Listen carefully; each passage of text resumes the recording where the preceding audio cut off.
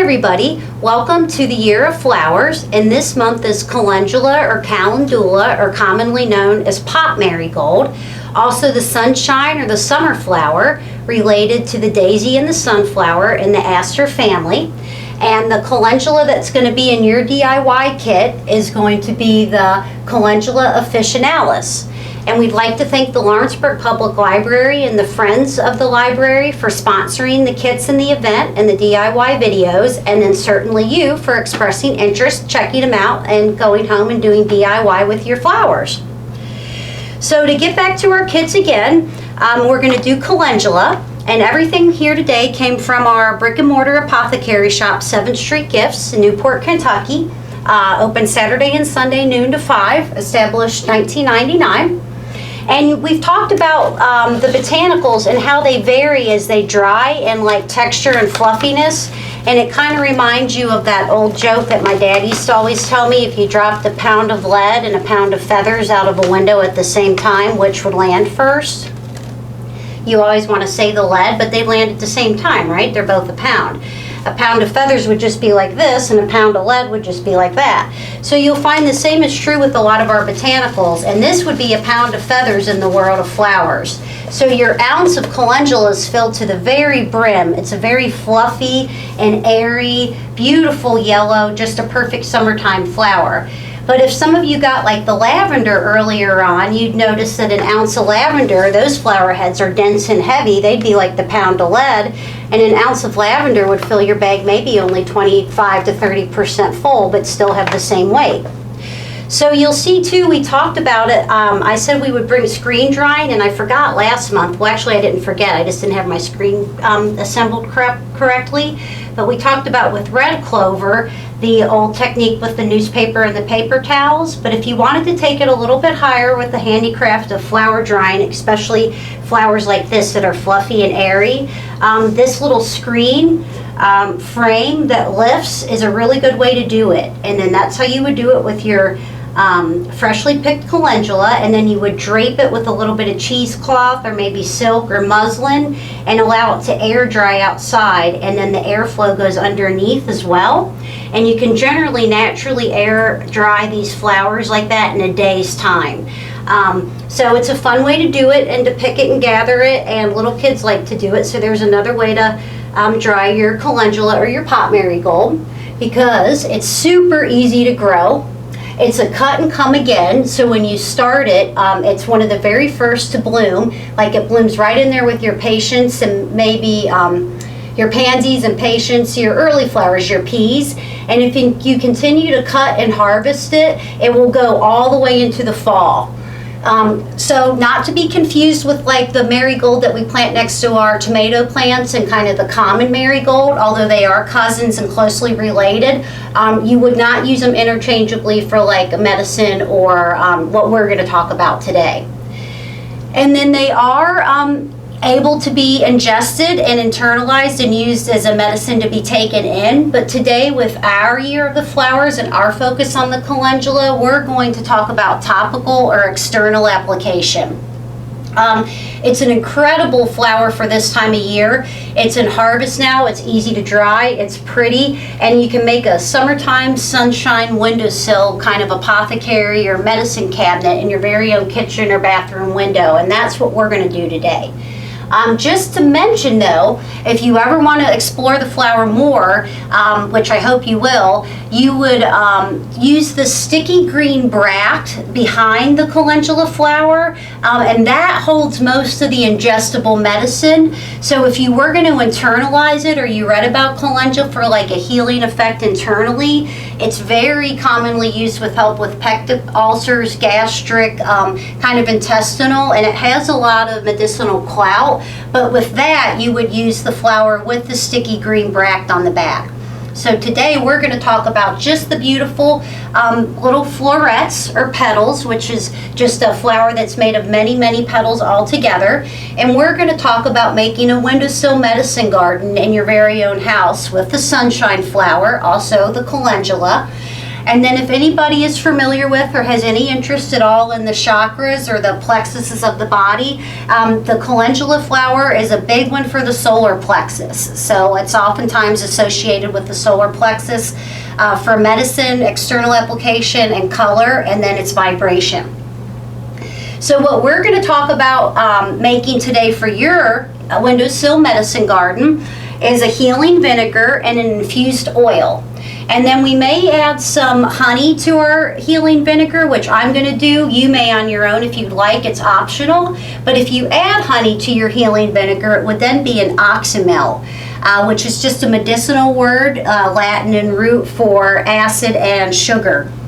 And these combined oxymels make a really soothing antibacterial external rinse application, kind of a concentrate that you can add to bath waters and other things like that.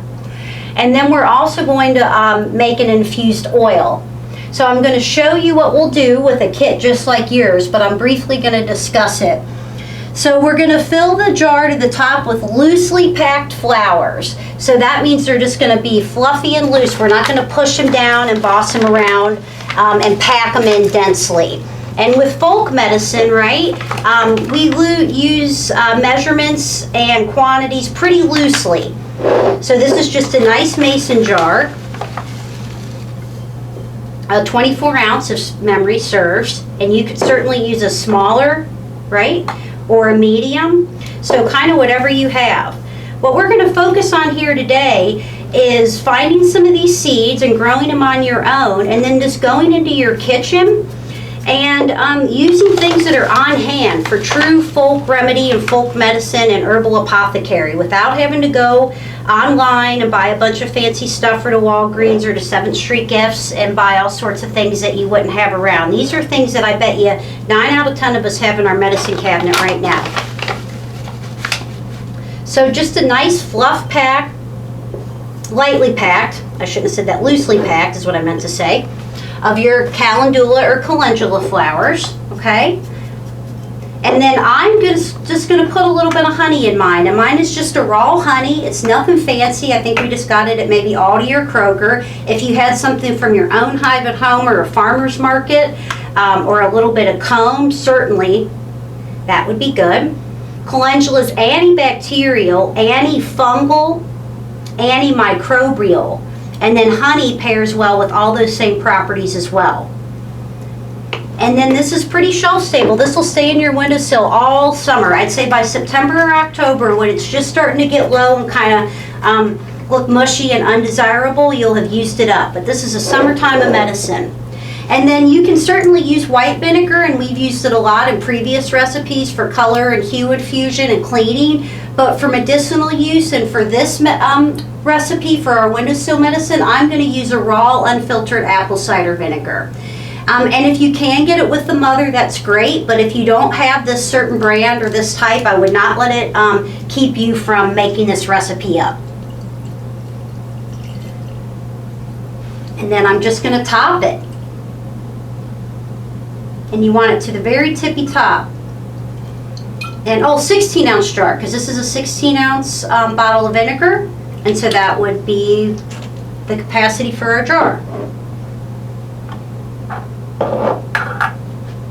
And then I didn't bring an actual coffee filter today because this is how I make my coffee in the morning, and as much as I love you, it was my very last one, and I was still gonna have my cup of coffee this morning. But these are the kind of filters I like to use.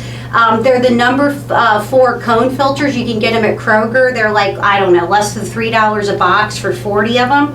And what I like to do anytime I do a vinegar infusion is it's kind of the cone type. Now, if you have ones at home that are round or your own coffee filter, don't go out and buy these. But if you want to do like a batch or you're just want to shop and get something specifically that you know will fit well, this is what I like to use. I put it on like a little cap, kind of like a Santa hat or a witch's hat or a dunce cap or something like that. So imagine your coffee filter's on like a little dunce cap or a Santa hat, and then I just crunch it down and it'll stick out the edge. And that just makes a barrier between your jar lid and this vinegar, because if any of you know, and I'm sure most of you do, that vinegar is so acidic that with a metal lid, it doesn't ruin it, but it can kind of break it down and make like an undesirable sort of little film. So if you can avoid it, that's best. You could also use cheesecloth or muslin. Basically, you just want a really thin veil or film between the acid vinegar and your metal lid, your metal jar.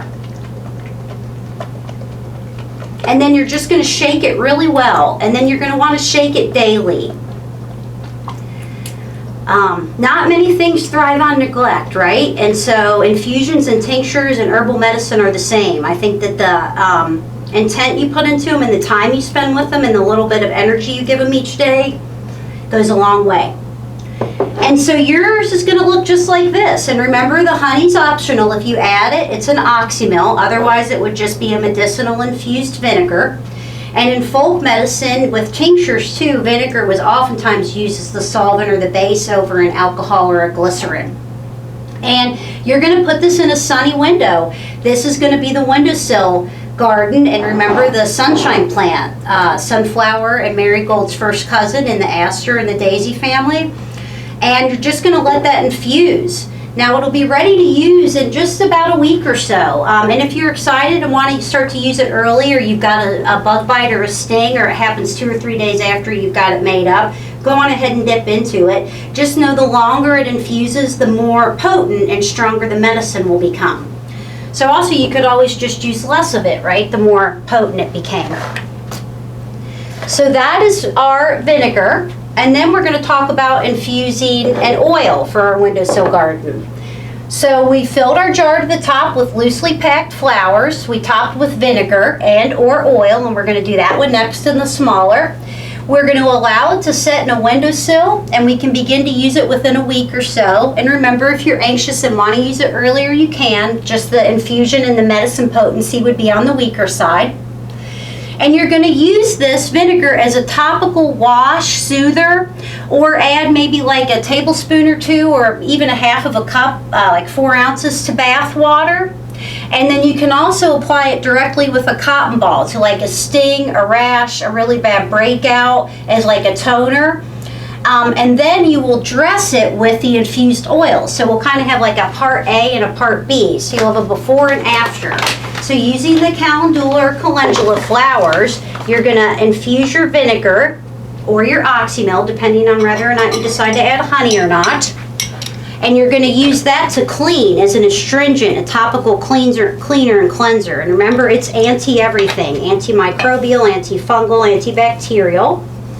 And you can use it as a concentrate and dilute it in water, like a bath water or a rinse, or you can use it full strength with like a cotton ball.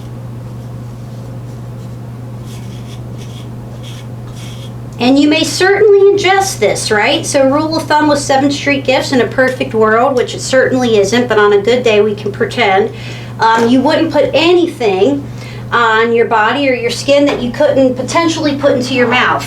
So if you wanted to use this as a little bit of a salad dressing or something like that, particularly the oxymel or the vinegar, you certainly could. But today we're just going to focus on external application. And then if you wanted to come to 7th Street Gifts, or you've got it around, or you go to another place and get like a fancy apricot or jojoba or almond oil or walnut oil or really any sort of cosmetic grade oil, you certainly could. But again, we're going to focus on planting easy to grow seeds that harvest all year long on your own, and just using common everyday household ingredients and items that you have on hand to make your own herbal apothecary without having to go above and beyond the call of duty, time, or expense. So with that said, I'm just going to use good old Kroger's extra virgin olive oil, cold pressed. And you'll see I did it very similarly. Now this is a smaller jar, so I was able to pack it a little bit tighter. And honestly, you see how with your oil, your calendula is all the way down to the bottom? I probably could have put a little bit more of the petals into the vinegar as well. And in a perfect world, like in pictures in the books and the texts and things, your calendula will go all the way to the bottom. But this is still really good. Okay, so then we're going to do the same thing. We're going to set it in a windowsill and we're going to fill it to the brim. And with the oil, you don't have to worry about the buffer or the little veil or film because it doesn't have the acid that the vinegar does or your oxymel does, and we don't have the same reaction with the metal lids. Now, if you wanted to and you were sure you were never going to internalize this, meaning put it into your body to eat or cook with, you could kind of boost it up. And remember how we talked about the solar plexus association?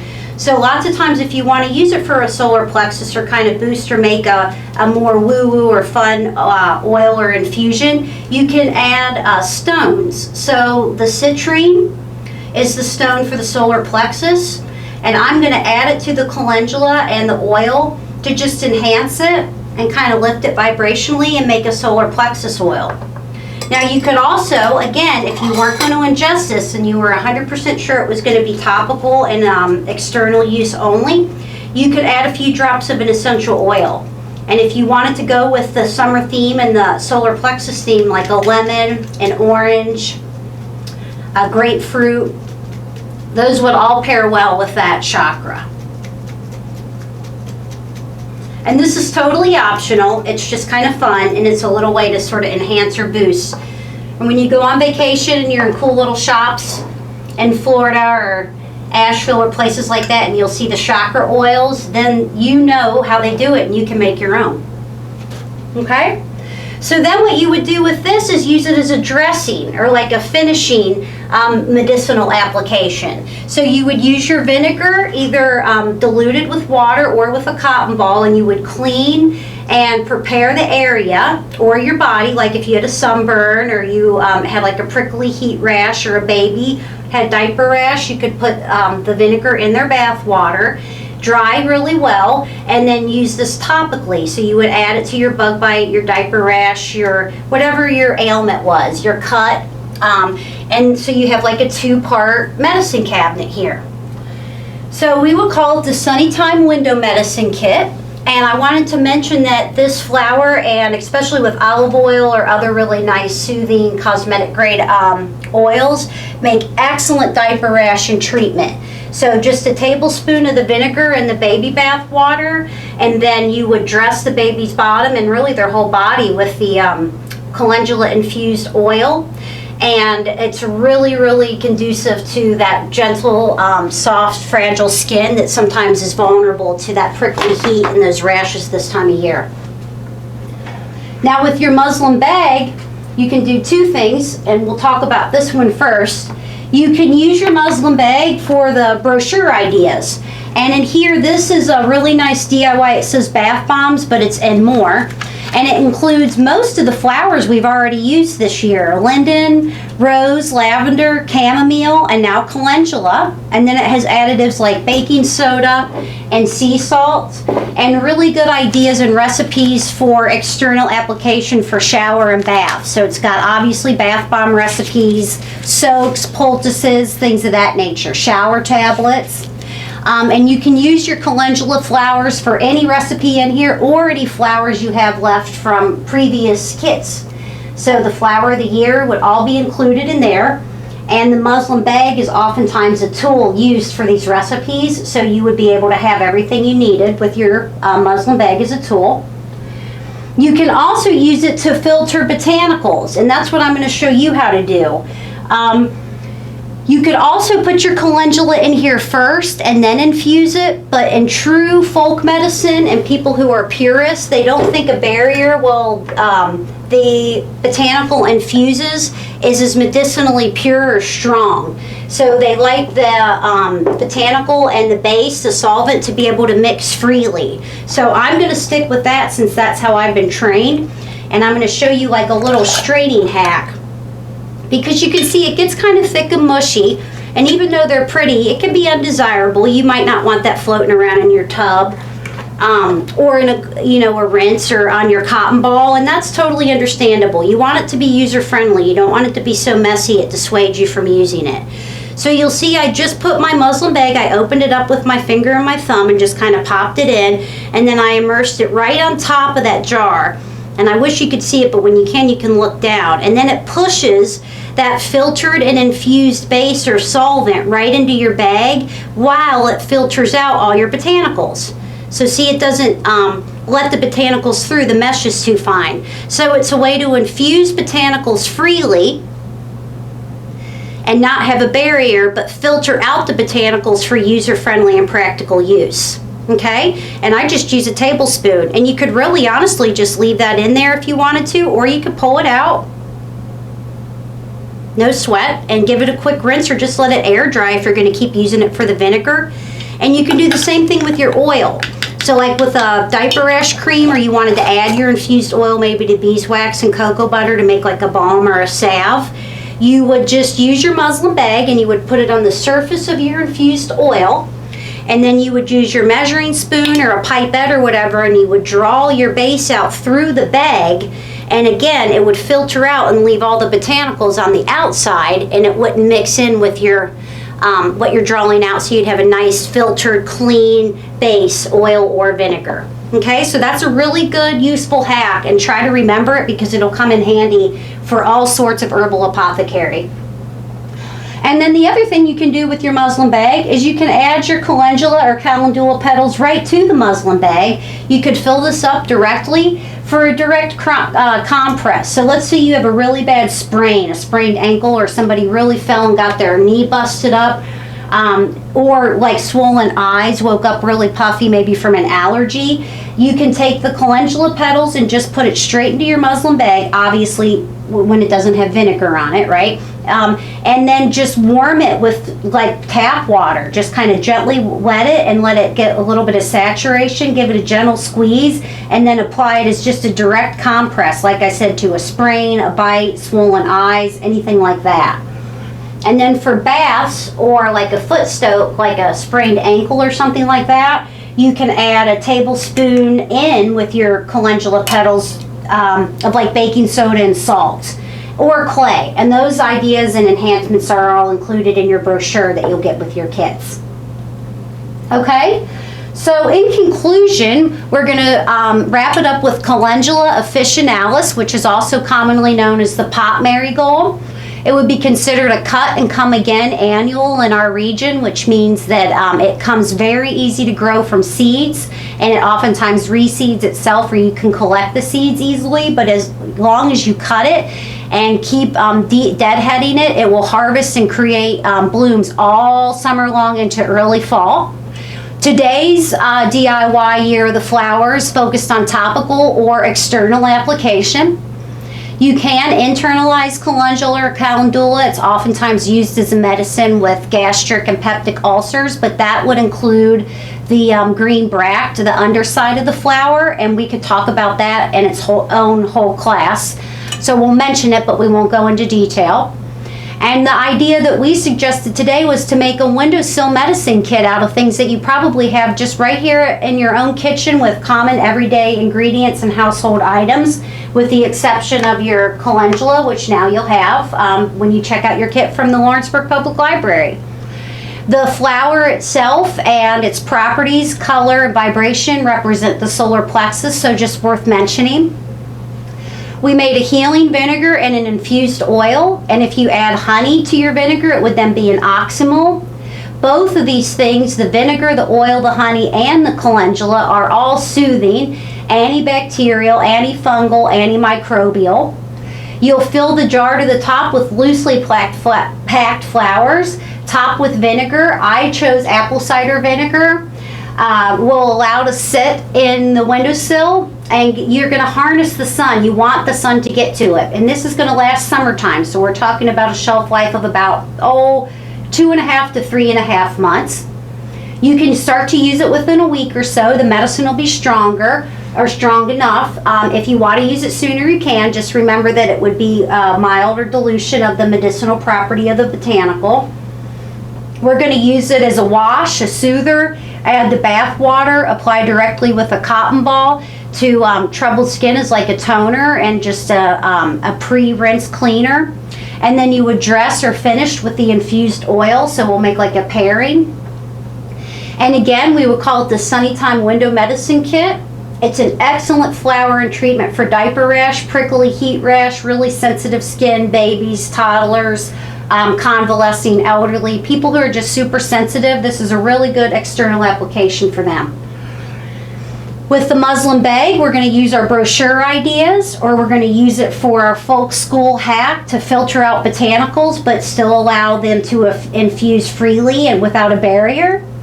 You can also add your petals right to the muslin bag for a direct compress for sprains, rashes, swollen eyes, emergency bug bites, spider bites, things of that nature.